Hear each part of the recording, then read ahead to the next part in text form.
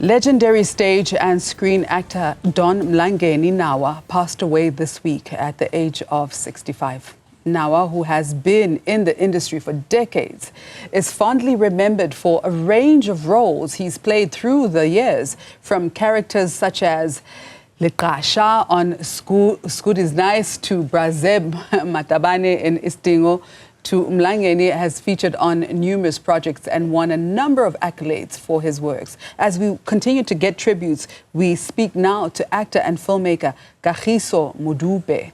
Modupe is the producer of director Losing Lerato film, working alongside Ntate Don Mlangeni. Oh, Kagiso, good morning, and thank you so much for joining us. Welcome to Newzroom Afrika. Good morning, Chabi. How are you? I'm very well, thank you. And how are you? We're good, man. We're good. We're coping. How do you best remember Bradon? I don't know what you called him. I called him Bradon. What do you call him? Sugar. Sugar. Sugar. That was his nickname, you know, Nerimita Brashuga. You know, very bubbly, you know, very strict, but also very funny and naughty, you know.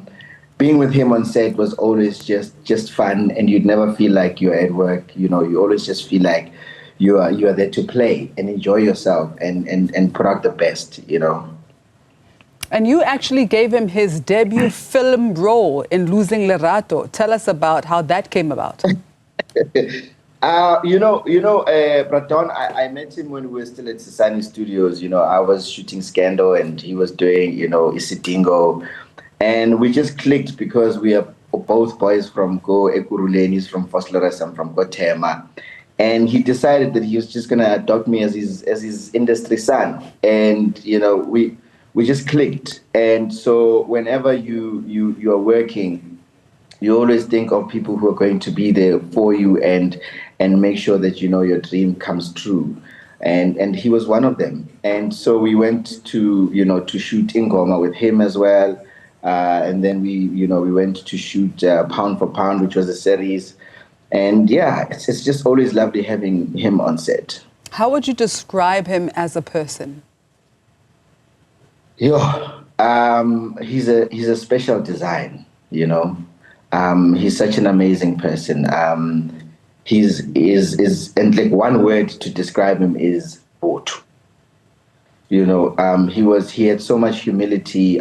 He never taken himself as this great actor. You know, he always said, "Hey, Ndwana, this is a job," you know, but it's something that I like.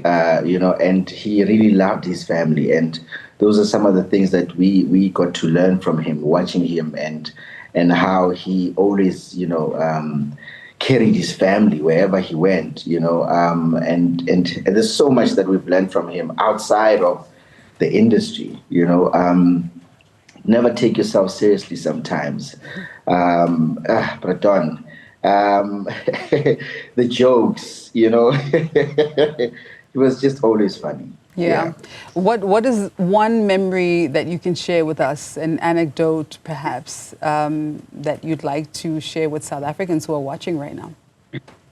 I mean, you know, he was a prankster, and for me, I just even think about just you know, recently when he was in hospital and I went to go see him, and he pretended like he had lost his mind, and then after that, you know, I'm panicking and I'm going, whoa, what's going on? And he just laughs at me and he says, "You see, I told you never to take yourself seriously." And the nurses are laughing and everyone's just laughing at me. And I think he was just a prank that he was pulling on everyone who was coming to visit. So there's just so many memories, man. There's memories of sitting around, you know, you know, and sifagi ice cream or amarula. There's moments of just me and him where he sits down and he talks to me about life, you know, and he says, "Look, this is how you need to handle yourself in the game. This is how you need to run in the game, and never forget the day before you got the job." You know, that's one of the most powerful things I've learned from him. And he said that every day when you're at work, you must work as if this was your last. And remember that the day before you got the job, where were you? You know, how hungry were you? So don't complain over stupid things like lunch and, the food. He says, you're not here for the food. You're here to fulfill a purpose and your dream. But he was also stern. He was very vocal about the injustices in the industry. What were those conversations like between the two of you? I mean, we would have conversations, and that's one of the things that, when we did Losing Lerato 1, and he was so grateful for the fact that I went on and paid on, royalties without any legislature in place. And he was like, I hope that we continue to do this. And when he said we, he was talking about me and him, so that we can change the game. And he said, he always used this word, vuguvugu, to say that, hey, I don't want to die in you, vuguvugu, man, but he was, I mean, he's a comrade. He's always been a comrade, fighting for actors' rights, fighting for not just actors' rights, but we talk about, he did a lot of community work, with the ANC. He was very much involved, and would go and do a lot of community work. So he was more of having to fight for humility and the rights of the people. And if he were here today, how do you think he would want you to make sure that we remember him? If he was here today, sorry, Chavi, what's that question? How do you think that he would want us to remember him? He would want us to remember him as the father of the industry. He always made sure that, whenever there's new people coming into the game, he takes them in, he advises them, and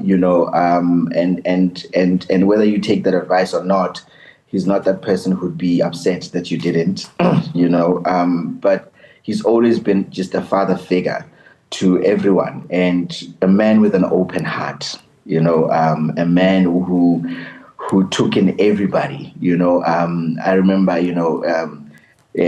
some guys would tell stories about, him paying for Dixie Abona so that they can come to work, especially when you're starting off in the industry. You never hear of that, and he'd make sure that you are there on time. So I think he would want us to remember him as Ubaba Wait. All right. Kagiso, thank you so much for your time. Yeah, no, thank you, Manesiman.